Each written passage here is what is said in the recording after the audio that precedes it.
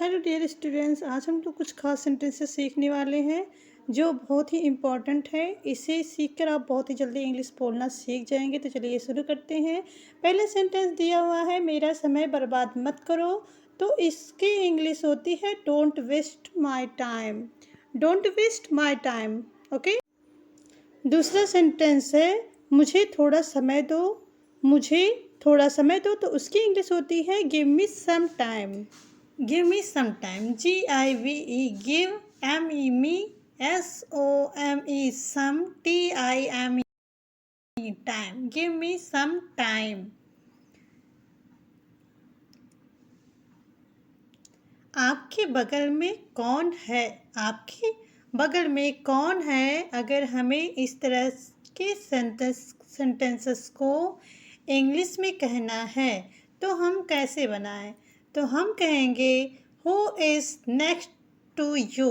मतलब देखिए, कौन जो है यहाँ पे कौन लिखा है, हम उसे इंग्लिश में हु बोलेंगे क्योंकि हम क्वेश्चन कर रहे हैं तो पहले आ जाएगा। है तो इज़ हो गया, इज़। ठीक है, क्योंकि हम किसी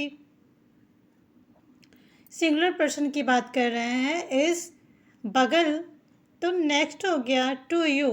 तो टू यू देखिए, आपके आपके आपके लिए यू का यूज हुआ है तो हो गया आपके बगल में कौन है, तो हम इसको बोलेंगे who is next to you. ठीक है। मेरे बगल में राम है। मेरे बगल में राम है। अब इसे हमें कहना है, हमें इंग्लिश में बोलना है तो हम कहते हैं, देखिए यहाँ पे इस तरह से भी लिखा हुआ है, जैसे कि अगर आप व्हाट्सएप पे चैटिंग करना चाहते हैं, आप इंग्लिश में लिखना है तो इस तरह से भी बना सकते हैं। देखिए मेरे, तो मेरी की स्पेलिंग होती है MERE, मेरे। बगल BAGAL, बगल में, यमी में, राम। ठीक है, राम की स्पेलिंग देख लीजिए RAM। मैं आप लोग को बस एक बता रही हूँ, एक एग्जांपल दे रही हूँ, बाकी आप लोग ध्यान से देख लेना। हम तो इंग्लिश सेंटेंसेस सीखने वाले हैं। तो देखिए मेरे बगल में राम है, तो हमें अगर इसे इंग्लिश में कहना है तो हम राम पहले लिखेंगे। राम इज़, देखिए है ना, तो है को हम इंग्लिश में इज़ लिखते हैं। Ram is next to me. Ram is next to me. Ram मेरे बगल में है। राम मेरे बगल में है। नेक्स्ट सेंटेंस, आपका दिन शुभ हो। आपका दिन शुभ हो। अगर किसी से बोलना है, इसे इंग्लिश में कहना है तो हम कहेंगे, देखिए ऐसे सेंटेंसेस में हम हैव का यूज़ कर देते हैं तो हैव पहले आ जाता है। Have a nice day. Have a nice day.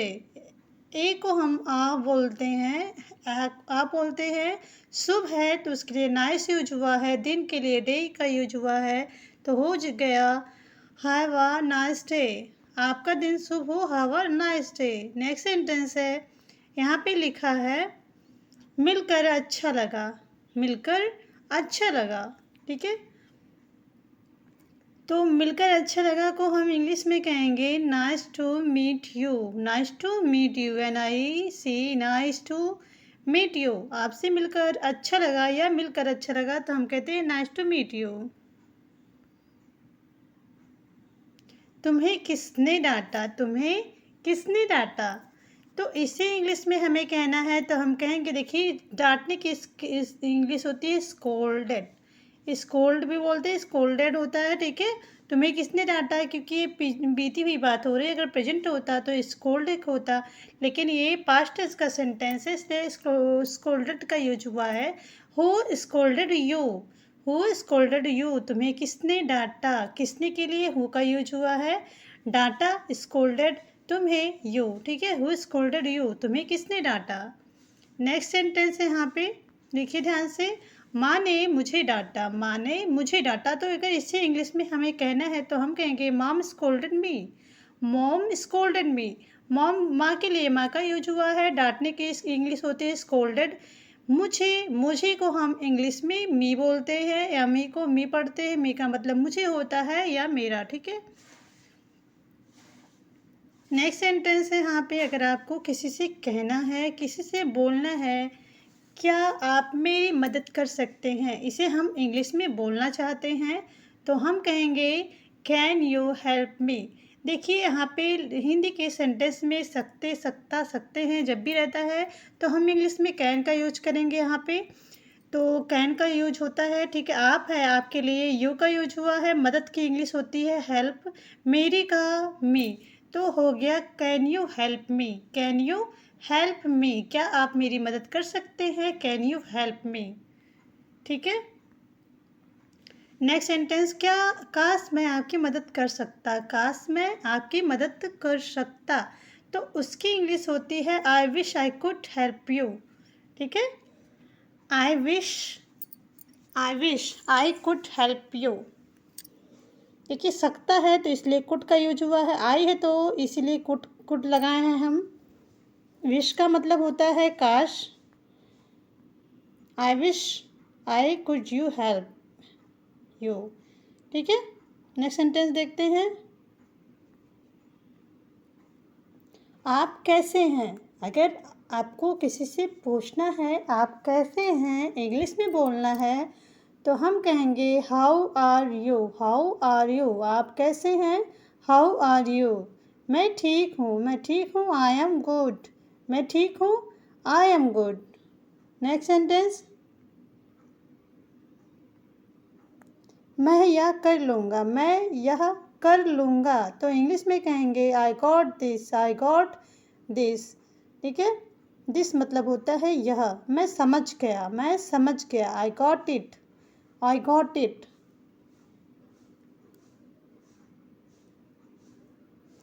क्या आपके कोई दोस्त हैं, क्या आपके कोई दोस्त हैं, इंग्लिश में पूछना है तो हम कहेंगे do you have any friends. देखिए जब भी हमें किसी सामान या किसी चीज़ का होने का पूछना है कि मतलब आपके पास है, जब भी मतलब पास जैसे शब्द आए तो वहाँ पे हमें हैव का यूज करना है। जैसे कि यहाँ पे आप देख रहे हैं कि आपके पास कोई दोस्त है, तो do you have any friends. Do ये इंट्रोगेटिव सेंटेंस है इसलिए डू का यूज पहले हुआ है। आपका है तो यू पास में, पास की जैसे पूछा जा रहा है कि आपके पास कोई दोस्त है तो हैव कोई, कोई के लिए एनी, फ्रेंड दोस्त यानी कि फ्रेंड, ठीक है। नेक्स्ट सेंटेंस, मेरा कोई दोस्त नहीं है, मेरा कोई दोस्त नहीं है, तो इंग्लिश में कहें I don't have any friends. I don't, don't का मतलब नहीं होता है और डोंट को हम डू नॉट भी पढ़ते हैं, तो इसे आप ध्यान में रखना सभी लोग। इतनी जल्दी क्या है, इतनी जल्दी क्या है, अब इसे इंग्लिश में कहना है तो हम क्या कह सकते हैं, हम कहेंगे इतनी जल्दी क्या है। देखिए इंट्रोगेटिव सेंटेंस है, क्या का लास्ट में हुआ तो, लेकिन हम इंग्लिश बनाते समय इसे पहले लिखेंगे। क्या की इंग्लिश होती है व्हाट, है तो is, what is the rush. इतनी जल्दी क्या है, देखिए जल्दी के लिए हम रश का यूज़ करते हैं, ठीक है। थोड़ी देर और ठहरो, थोड़ी देर और ठहरो, स्टे अ लिटिल लॉन्गर। देखिए स्टे मतलब रुकना होता है, लिटिल लॉन्गर मतलब थोड़ी देर, समझ रहे हैं। अभी यहाँ से निकल जाओ, अभी यहाँ से निकल जाओ, अगर हमें कहना है अभी यहाँ से निकल जाओ तो हम कहेंगे get out of here now. Get out मतलब जाना, ऑफ यहाँ, हियर मतलब यहाँ होता है, नाउ मतलब अब होता है। अभी यहाँ से निकल जाओ तो get out of the here, get out of here now, get out of here now, okay. यहाँ कभी वापस मत आना, यहाँ कभी वापस मत आना, never come back here. Never, never का मतलब कभी नहीं होता है, कम बैक मतलब लौटना, हियर मतलब यहाँ, ओके गाइस। मैं जो कहता हूँ वो मैं करूँ, जो मैं कहता हूँ वो करो, मैं जो कहता हूँ वो करो, तो इसे इंग्लिश में कहेंगे डू व्हाट आई से, डू व्हाट आई से। कायर मत बनो, don't be a covered, don't be a covered, coward, coward का मतलब होता है डरपोक या कायर। डोंट, डोंट मतलब नहीं, बी मतलब बनना, अ कावर्ड मतलब डरपोक या कायर, ठीक है।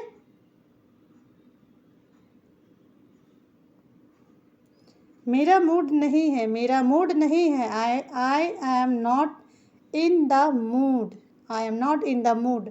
मैं इससे थक चुका हूँ। मैं इससे थक चुका हूँ तो इंग्लिश में कहें I am tired of it.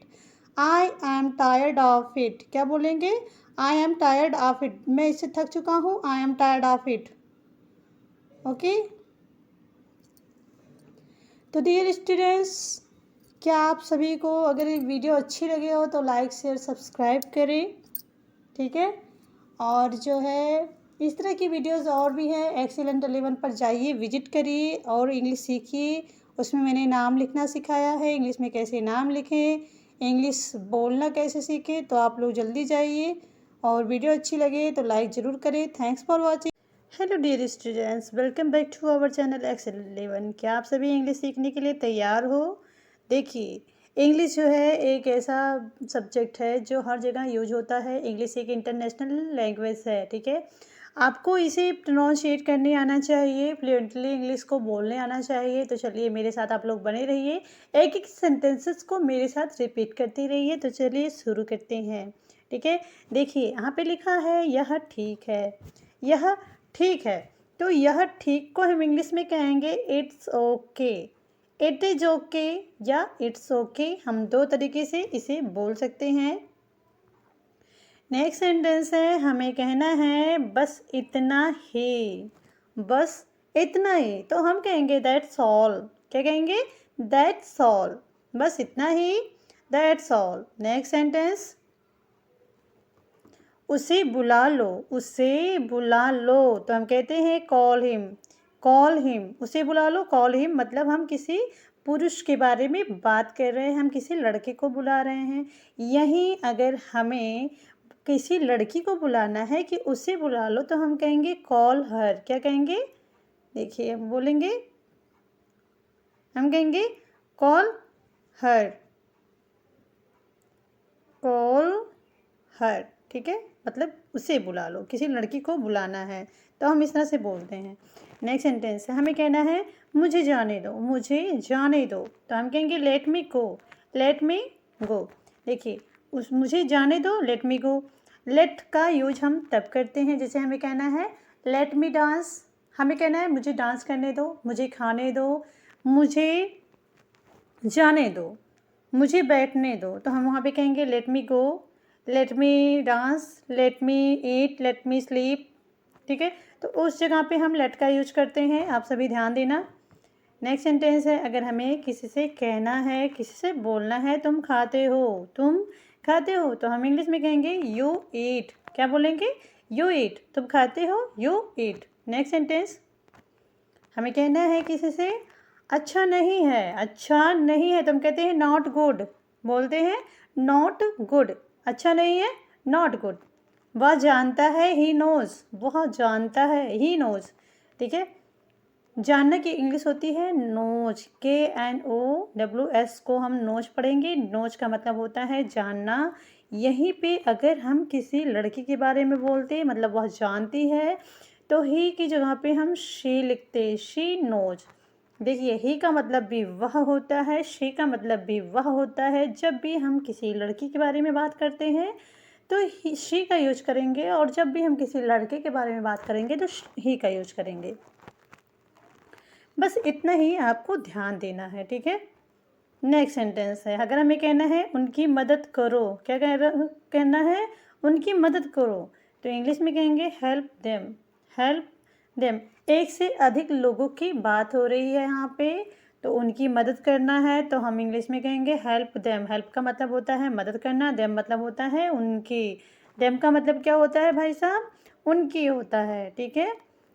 यह वहाँ है, यह वहाँ है। देखिए यह की इंग्लिश हो गई इट, नहीं, ठीक है। और देखिए ये जो है इसे हम इंग्लिश में इज बोलते हैं। इज का मतलब होता है, इज का मतलब होता है। अब वहाँ जो है, देखिए वहाँ दिया है तो देखिए लिखा है देयर। वह, यह वहाँ है, इट इज़ देयर। इस तरह से हो गया। नेक्स्ट सेंटेंस है, अगर हमें कहना है किसी से इतनी जल्दी। क्या कहना है? इतनी जल्दी। तो हम कहते हैं सो सून, सो सून, इतनी जल्दी, सो सून। जिद मत करो। क्या लिखा? देखिए लिखा है जिद मत करो। तो मत करो की इंग्लिश होगी डोंट, डोंट मतलब डू नॉट लिखा है यहाँ पे, ठीक है। जिद मत करो तो इंग्लिश होगी इंसर्ट्स, क्या लिखा है, एट्स। जल्दी मत करो लिख तो हम कह देंगे डोंट रश, डोंट रश, ठीक है। जल्दी मत करो, रश मतलब होता है जल्दी करना, डोंट मतलब हो गया नहीं, डोंट मतलब हो गया नहीं, किसी तरह से अगर हमें कहना है किसी तरह से तो हम कहते हैं समहाउ, समहाउ। कितनी जल्दी, कितनी जल्दी की इंग्लिश होगी हाउ सून, कितनी जल्दी की इंग्लिश होगी हाउ सून। तुरंत जाओ, गो राइट नाउ, तुरंत जाओ, गो राइट नाउ। कोई भी काम हमें करना है, तुरंत सो जाओ, स्लीप राइट नाउ, ठीक है। कोई भी काम करना है, right, right now, dance right now, तो वहाँ पे हम राइट नाउ का मतलब होता है तुरंत। घबराओ मत का इंग्लिश होगा डू नॉट पैनिक, डोंट का ना होता है नहीं, पैनिक मतलब होता है घबराना या परेशान होना। नेक्स्ट सेंटेंस है, अगर हमें किसी से कहना है एक बार और तो हम कहते हैं वंस मोर, कहते हैं वंस मोर। नेक्स्ट सेंटेंस है, लगभग हो गया तो हम कहते हैं ऑलमोस्ट डन, क्या बोलते हैं, ऑलमोस्ट डन। इंग्लिश वर्ब की फॉर्म, तो चलिए हम सीखते हैं। देखिए, पहले हम उसकी हिंदी मीनिंग देखेंगे, उसके बाद तीनों फॉर्म की बात करेंगे। तो चलिए देखिए, लिखा है एराइज, एराइज का मतलब होता है उठना, एराइज का मतलब होता है उठना। आस्क का मतलब पूछना होता है, ठीक है। बर्न, बर्न का मतलब होता है जलाना। बीट, बीट का मतलब पीटना होता है। कम का मतलब होता है आना। कैच का मतलब होता है पकड़ना। अब देखिए, एराइज का सेकेंड फॉर्म एरोज है, थर्ड फॉर्म एरेजन है। आस्क का सेकेंड फॉर्म आस्क्ड और थर्ड फॉर्म आस्क्ड ही है। बर्न का बंट, बंट, बंट। बीट का बीटन, बीटन, ठीक है। कम का come, came, come. Catch, caught, caught. देखिए, इसे अगर हम गा के बोलना सीखें तो हमें जल्दी याद होगा, ठीक है। इस तरह से arise, arose, arisen, ask, asked, asked, burn, burnt, burnt, beat, beaten, beaten. Come, came, come. Catch, caught, caught. तो चलिए हम अगला पेज देखते हैं। देखिए, यहाँ पे लिखा है क्राई, क्राई का मतलब रोना होता है, ठीक है। तो क्राई का मतलब रोना होता है। से का मतलब होता है कहना, से का मतलब कहना होता है। सिंग का मतलब होता है गाना। बाय का मतलब खरीदना होगा। प्ले का मतलब होता है खेलना। अब देखिए, इनके फॉर्म हम देखते हैं। तो यहाँ पे मैंने जो है 4 फॉर्म्स दिया है आपको। देखिए, क्राई, क्राइड, क्राइड, ठीक है। थर्ड और सेकेंड फॉर्म, सेकेंड और थर्ड फॉर्म दोनों की स्पेलिंग एक ही है। क्राइंग, CRYING, ING लग गया है, ठीक है। जब भी वर्ब की फर्स्ट फॉर्म में ING लगा है तो हम उसका मतलब उसमें रहा है लगा देंगे, ठीक है। रहा है, देखिए, रो रहा है, या फिर एटिंग होता तो खा रहा है, इस तरह से होता। बॉथिंग, बॉथिंग होता तो नहा रहा है, तो लास्ट में रहा है होता, यही आपको समझना है। अब देखिए, लिखा है से, तो से का मतलब कहना होगा। तो देखिए, शेड मतलब हो गया कहाँ, शेड मतलब कह चुका, मतलब ये बीते हुए की बात हो रही है। मतलब सेकंड या थर्ड फॉर्म होता है, हम पास्ट टेंस में यूज करते हैं, ठीक है।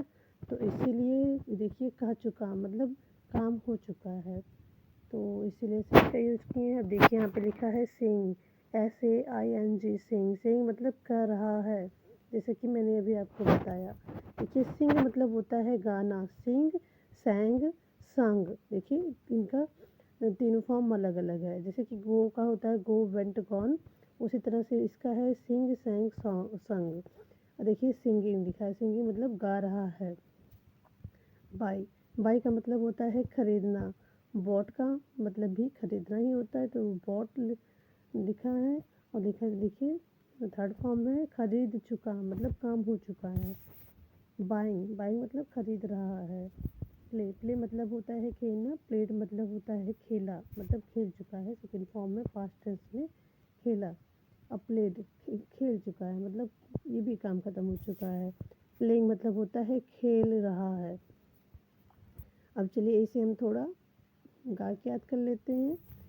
Cry cried cried, cry cried cried crying, say said said saying, sing sang sung singing, buy bought bought buying, play played played playing. इस तरह से। तो आप लोगों को वीडियो कैसी लग रही है कमेंट में ज़रूर बताइएगा। देखिए यहाँ पे लिखा है आस्क। आस्क का मतलब पूछना होता है। बिगिन का मतलब होता है शुरू करना। बेट का मतलब होता है शर्त लगाना। बिल्ड का मतलब होता है निर्माण करना। ब्रेक का मतलब होता है तोड़ना। कॉल का मतलब होता है बुलाना। कैन का मतलब होता है सकना। कैच का मतलब पकड़ना होता है। क्लोज का मतलब होता है बंद करना। ड्राई का मतलब होता है सुखाना। चलिए अब इसके हम फॉर्म देख लेते। देखिए आस्क आस्ट होता है। आस्ट आस्ट जबकि जैसा कि मैंने पहले भी आपको पहले पेज में भी इसको दिखाया है। देखिए बेट का है बिगिन, बिगिन। देखिए स्पेलिंग ही अलग है, बिगिन बिगन, ठीक है। देखिए ये फर्स्ट फॉर्म है बिगिन, सेकंड फॉर्म बिगन है और थर्ड फॉर्म है बिगन। तो इस तरह से आप थोड़ा सा ध्यान दिया करो। बेट को बेट बेट बेट तीनों एक ही है। बिल्ड का बिल्ड, बिल्ट यहाँ पे हो गया है।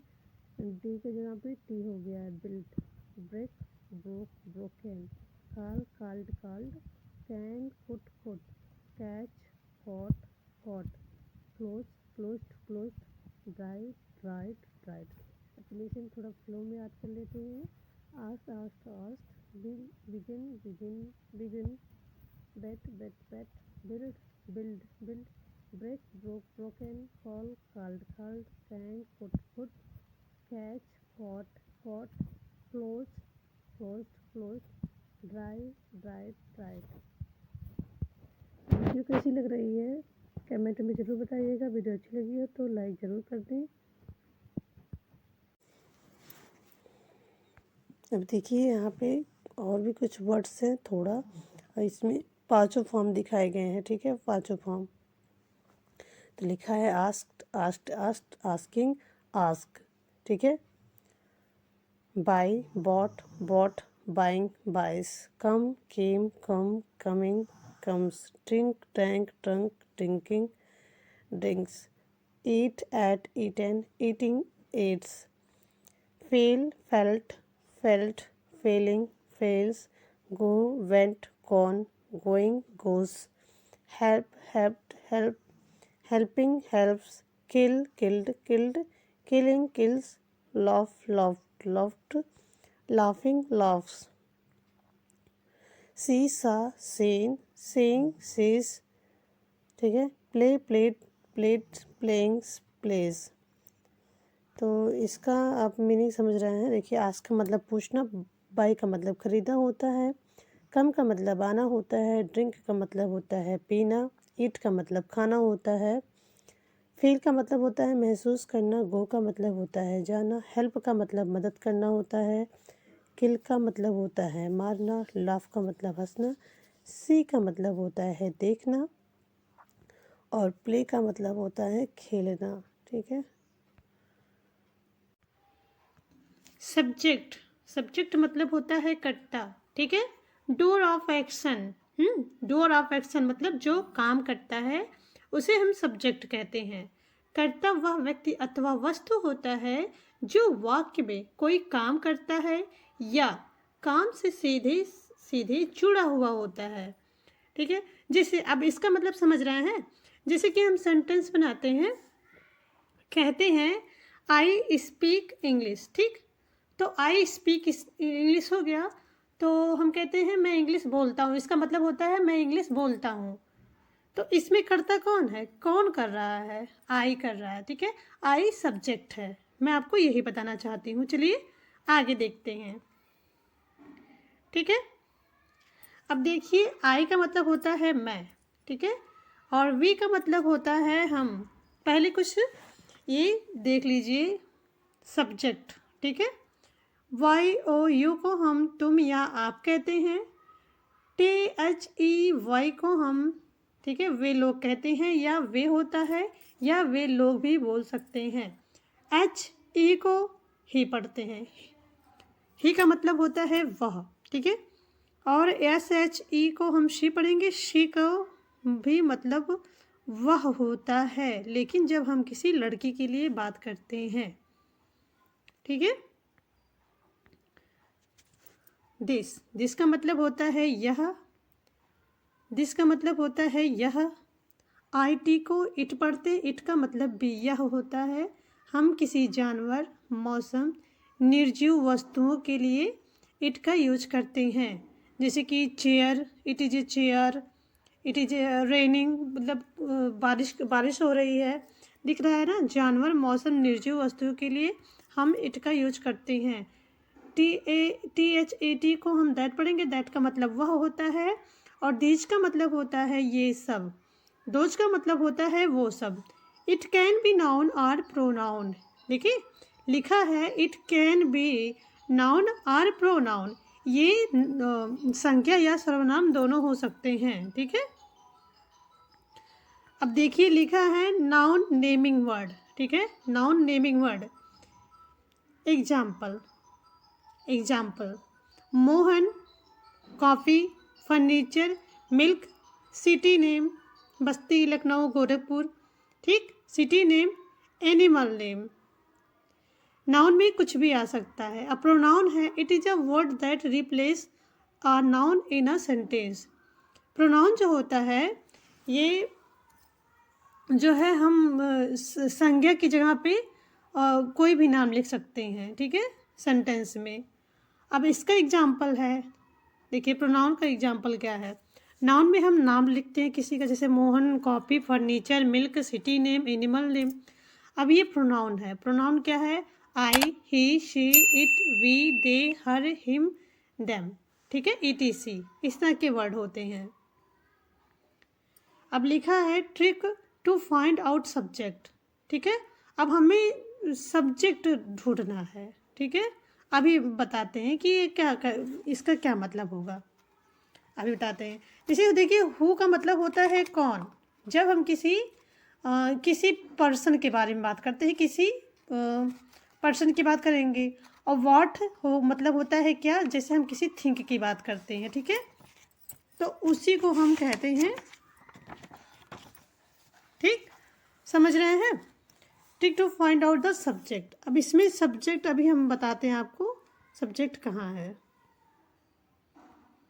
देखिए लिखा है मैं क्रिकेट खेलता हूँ। मैं क्रिकेट खेलता हूँ।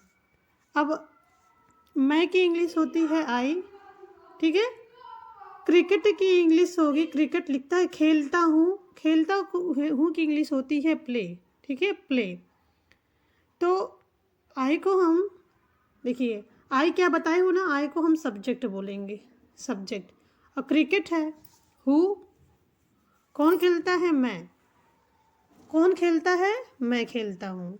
क्रिकेट से पता चला कि सब्जेक्ट कौन है, कौन खेलता है, जो करेगा वही करता है, ठीक है, जो करेगा वही करता है और जो किया वही क्रिया है। इसका मतलब आप ही समझो। सीता स्कूल जाती है, सीता स्कूल जाती है। सीता देखिए सब्जेक्ट हो गई, Sita goes to school, Sita goes to school, ठीक है। अब यहाँ पे हु मतलब होता है कौन, हम किसी पर्सन की बात कर रहे हैं, ठीक है, किसी पर्सन की बात कर रहे हैं। स्कूल कौन जाएगा, कोई लड़की या लड़का जाएगा, ठीक है। कौन जाएगा, जो जाएगा वही करता है। कौन जाएगा, सीता जाएगी, तो सीता क्या हो गई, करता है। यही आप समझो। नेक्स्ट है यह कलम अच्छी है, यह कलम अच्छी है। This pen is good, this pen is good, ठीक है, यह कलम अच्छी है। गुड, अब देखिए गुड हो गया हु, मतलब क्या अच्छा है, कौन अच्छा है, तब सब्जेक्ट दिस पेन।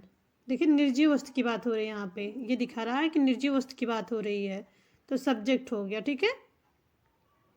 सब्जेक्ट क्या हो गया, दिस पेन। चलिए, धूम्रपान सेहत के लिए हानिकारक है। धूम्रपान सेहत के लिए हानिकारक है। धूम्रपान को इंग्लिश में कहते हैं smoking is bad for health, ठीक है, हेल्थ, ठीक है, हेल्थ किस चीज़ से, स्मोकिंग से, तो स्मोकिंग इसमें सब्जेक्ट हो गया, यही आप समझो, ठीक है। मतलब सब्जेक्ट अधिकतर सेंटेंस के स्टार्टिंग में ही रहता है, ठीक है।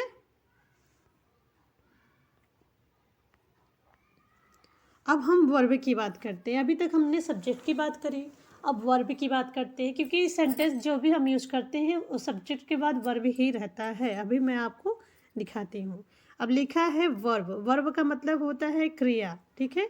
तो क्रिया क्या होता है भाई, ये चीज़ बहुत ध्यान से देखो, जो किया वही क्रिया, मतलब जो करता है काम, जो किया वही क्रिया। All action word are verb, all जो कार्य करते हैं वही वर्ब होते हैं, वही वर्ब होते हैं। वर्ब क्रिया वह शब्द है होता है जो यह बताता है कि कर्ता आखिर कर क्या रहा है, क्या कर रहा है, कर्ता क्या कर रहा है, सब्जेक्ट क्या कर रहा है, तो उसी को हम क्रिया बोलते हैं। अब देखिए, मैं बताती हूँ आगे। अब देखिए, वर्ब किया के अंत में ना लगा होता है। हिंदी का जो सेंटेंस होता है उसमें ना लगा होता है, तो आप समझ जाना, ठीक है, कि वर्ब वही है। क्या है, ईट, ईट को ईट पढ़ेंगे, ईट का मतलब खाना हो गया। प्ले का मतलब हो गया खेलना। रीड का मतलब हो गया पढ़ना। राइट का मतलब लिखना। कम का मतलब आना, ठीक है। राइट का मतलब ईट मतलब खाना, प्ले मतलब खेलना, रीड का मतलब पढ़ना, राइट का मतलब लिखना, कम का मतलब आना। अब देखिए वर्ब के वैसे तो 3 फॉर्म होते हैं इम्पोर्टेंट जानने के लिए, लेकिन मैं आपको यहाँ पे 5वां फॉर्म दिखा दूँ। देखिए V1, ठीक है, V2, V3, V4, V5। ईट, एट, एट, ईटिंग, एट्स, ठीक है। ईट का मतलब हो गया खाना। एट का मतलब हो गया खाया, खा चुका, खा रहा है या खा रही भी हो सकता है। और ईट्स का हो गया खाना। उसी तरह से देखिए, ईट का फर्स्ट फॉर्म ईट, एट, ठीक है। अब देखिए उसी तरह से गो का बता रहा है। गो का मतलब होता है जाना, वेंट, गो, वेंट, गॉन, आपने सुना होगा। गो का मतलब हो गया जाना, वेंट का मतलब गया, गॉन का मतलब जा चुका, गोइंग का मतलब जा रहा है, गोस का मतलब जाना, ठीक है, इस तरह से होता है। अब लिखा है ऑब्जेक्ट, ऑब्जेक्ट का मतलब होता है वस्तु, ऑब्जेक्ट का मतलब होता है वस्तु। Receiver of an action, receiver of an action, ठीक है। यह व्यक्ति या वस्तु है जो क्रिया से सीधे प्रभावित होता है। यह वह व्यक्ति या वस्तु है, व्यक्ति भी हो सकता है, वस्तु भी हो सकता है, ऑब्जेक्ट की जगह पे, जो क्रिया से प्रभावित होता है। अब चलिए इसका एग्जाम्पल मैं आपको बढ़िया से दिखाती हूँ। क्या है, देखिए ऑब्जेक्ट, मैं फुटबॉल खेलता हूँ, मैं फुटबॉल खेलता हूँ। अब इसमें ऑब्जेक्ट क्या होगा बताती हूँ। देखिए आई है, आई को सब्जेक्ट बोल दिए। प्ले को जो करता है, जानते हैं प्ले का मतलब खेलना हो गया, तो ना है तो उससे हम वर्ब कहेंगे। Football object. अब आई प्ले, आई प्ले मतलब मैं खेलता हूँ, क्या खेलता हूँ, फुटबॉल, प्रभावित हुआ ना, तो यही ऑब्जेक्ट हो गया, ठीक है, यही ऑब्जेक्ट हो गया, ठीक है। नेक्स्ट देखिए, trick to identity object. Step 1, find the verb action word in this sentence. जब जो एक्शन वर्ड होता है वही वर्ब होता है। स्टेप 2, आस्क व्हाट, व्हाट मतलब क्या, और होम मतलब किसे, विद द वर्ब, ठीक है, वर्ब के साथ जो रहता है। अब देखिए, मैं बात करता हूँ, मैं बात करता हूँ। अभी तक हमने सब्जेक्ट की बात करी, अब देखिए हम वर्ब की बात करते हैं। स्पीक, स्पीक का मतलब होता है बोलना। स्पीक इसमें क्या है, वर्ब है, बोलना ना, ठीक है, ये ध्यान दीजिए, स्पीक वर्ब हो गया। इंग्लिश ऑब्जेक्ट, इंग्लिश क्या है, ऑब्जेक्ट, क्योंकि सेंटेंस के लास्ट में है। I speak English, I speak English, ask what from verb, ask what from verb, ठीक है।